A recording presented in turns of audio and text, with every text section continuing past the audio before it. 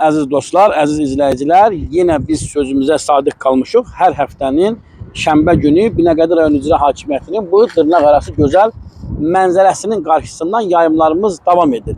Biz söz vermişik. Müdafiə Nazirliyinin polkovniki Alışov Bəhruzun bu haqlı mübarizəsi sona çatana kimi, haqqına çatana kimi biz müstəqil internet televiziyası olaraq, Səda TV olaraq polkovnikimizin, zabitimizin yanındayıq. Deməli, bu artıq 3-cü həftədir.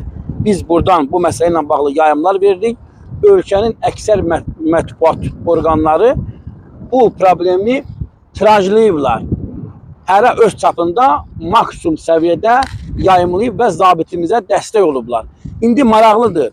Görək biz Alışov Bəhruzdan soruşaq ki, bu 3 həftə ərzində nə baş verib, hansı yeniliklər var?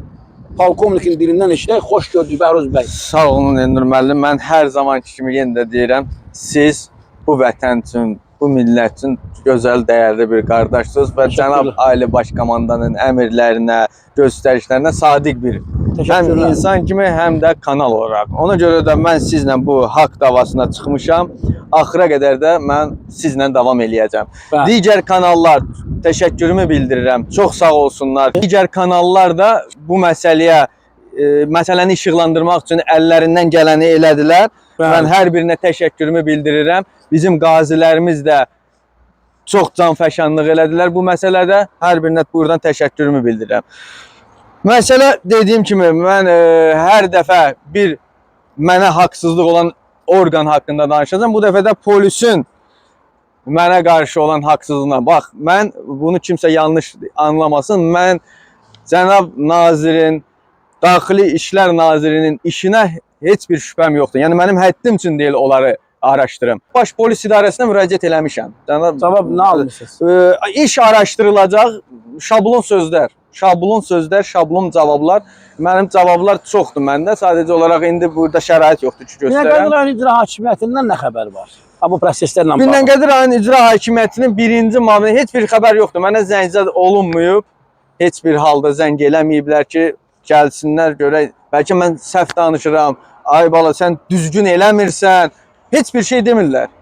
Mən birinci müavinə üzümü tutub deyirəm. Hacı baba müəllim, siz bu məsələlərdə mən adım kimi əminəm ki, sizin dəsti xəttiniz var. Siz Binəqədi rayon polis idarəsinə göstərişi siz vermişsiniz. Ən pis halda odur ki, mən gedirəm Binəqədi rayon polis idarəsində rəhbər şəxslərlə görüşürəm. Deyirəm, siz ora nə üçün gəlmişsiniz? Nəyə əsasən gəlmişsiniz? Məhkəməyə onu təqdim edin də, nəsə gəlmişsiniz də, siz ola bilməz bura öz başına gələsiniz. Ad çəkməyə qorxurlar. Demək istəmirlər ki, məni bu məktubu əsasən vətəndaş. Özə mən baş polis idarəsinin göstərişi ilə getdim ora. Şikayət elədim, çağırdılar. Mən dedim, sizdən bunu istəyirəm. Mənim əmlakım söküntüsündə sizin nə işiniz var? Sizə bunun aidiyyatı yoxdur. Məhv eləmişsiniz. Mən başqa bir şey demədim. Yəni bu qədər bəhs eləyər. Mən elə başa düşürəm ki, polis orqanları haqqında cənab nazir məsələni öz nəzarətinə götürməyinə şübhəm yoxdur. Buradan müraciət edirəm Daxili İşlər Nazirinə. Cənab nazir, xahiş eləyirəm, məsələyə obyektiv qiymət verilsin. Ola bilər mənim günahım olar. Mən də cəzamı çəkməyə hazıram. Amma mən bilirəm ki, burada mənim günahım yoxdur. Keçirəm icra başçısından.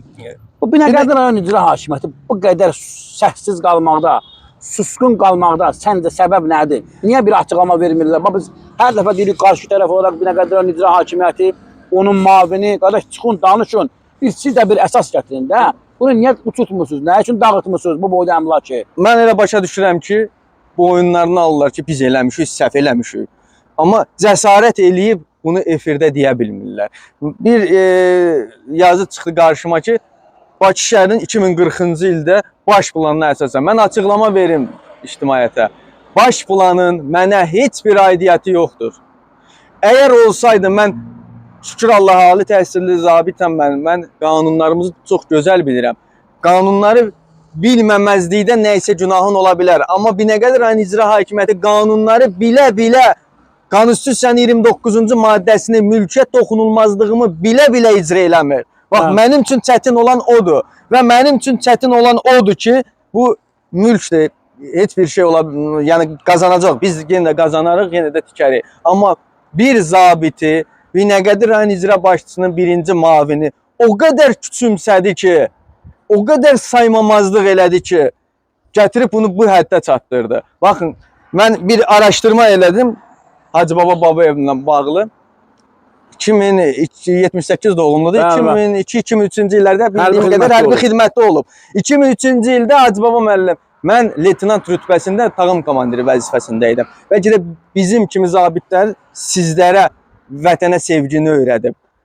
Dövlətə sevgini, sədaqəti öyrədib. Bax, bizim kimi zabitlər. İndi siz həmən o zabitləri, sizə silah tutmağa öyrədən zabitləri heçə sayırsınız. Bax, mənim qanıma toxunan ən çox bax budur. Hələ ki mən bu qədər deyirəm. Əslində bir Müdafiə Nazirliyinin zabiti, polkovnik, leytenant, bir zabit bir aydır bizim gözümüzün qabağında məhsubat olaraq qalıb küçələrdə. Adəti qurumlar dərhal keçməlidir hərəkətə. Xüsusən mən buradan Fuad Ələsgərova müraciət edirəm.